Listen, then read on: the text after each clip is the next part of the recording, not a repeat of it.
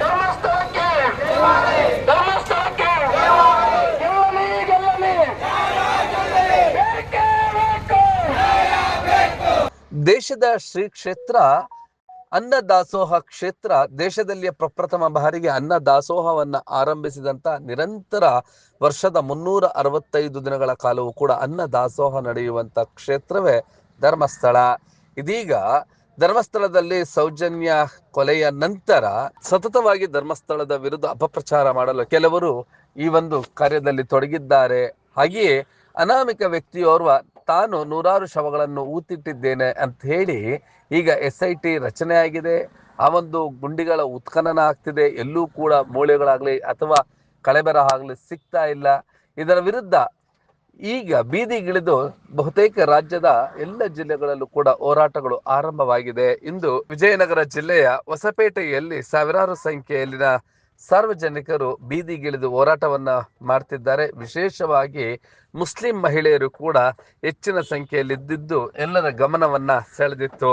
ಹೊಸಪೇಟೆಯ ಪ್ರಮುಖ ಬೀದಿಗಳಲ್ಲಿ ಮೆರವಣಿಗೆ ಮಾಡ್ತಾ ಈ ಒಂದು ಷಡ್ಯಂತ್ರದ ವಿರುದ್ಧ ಘೋಷಣೆಗಳನ್ನು ಹಾಕಿ ತಮ್ಮ ಆಕ್ರೋಶವನ್ನ ವ್ಯಕ್ತಪಡಿಸ್ತಾ ಇದ್ರು.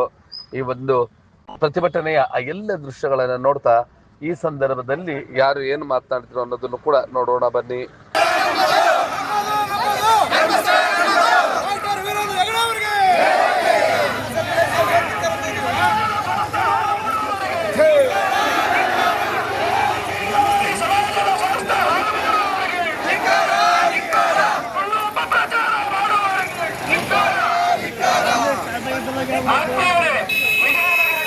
ಸಮಸ್ತ ಧರ್ಮಸ್ಥಳದ ಅಭಿಮಾನಿಗಳು, ವಿವಿಧ ಸಂಘ ಸಂಸ್ಥೆಗಳು, ಸಂಘಟನೆಗಳು, ಕ್ಷೇತ್ರದ ಭಕ್ತ ವೃಂದದವರಿಂದ ಕಾಲ್ನಡಿಗೆ ಮೂಲಕ ತೆರಳಿ ಮಾನ್ಯ ಮುಖ್ಯಮಂತ್ರಿಗಳಿಗೆ ಜಿಲ್ಲಾಧಿಕಾರಿಗಳ ಮೂಲಕ ಮನವಿ ಸಲ್ಲಿಸುವ ಕಾರ್ಯಕ್ರಮ ಹಮ್ಮಿಕೊಂಡಿದ್ದು ಧರ್ಮಸ್ಥಳಕ್ಕೆ ವಿಜಯನಗರ ಚಾನಲ್ ಮಾತಾಡಿ ವಿಜಯನಗರ ಚಾನಲ್ ಡಬ್ಬ ಇದೆ ಸರ್.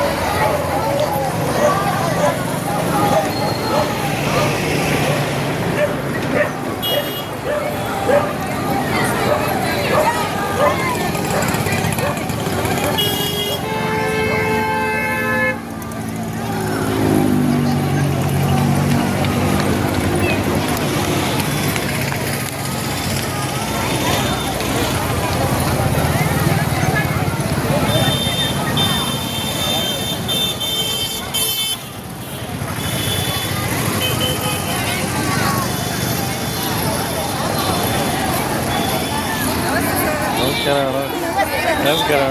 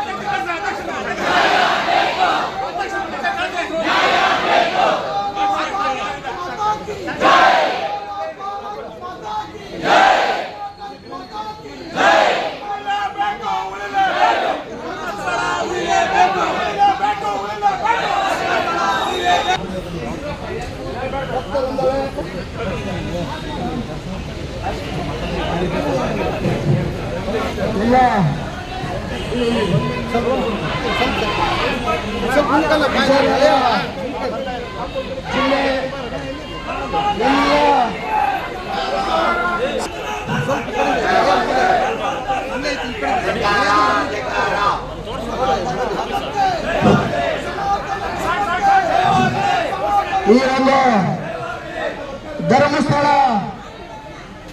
ಕ್ಷೇತ್ರದ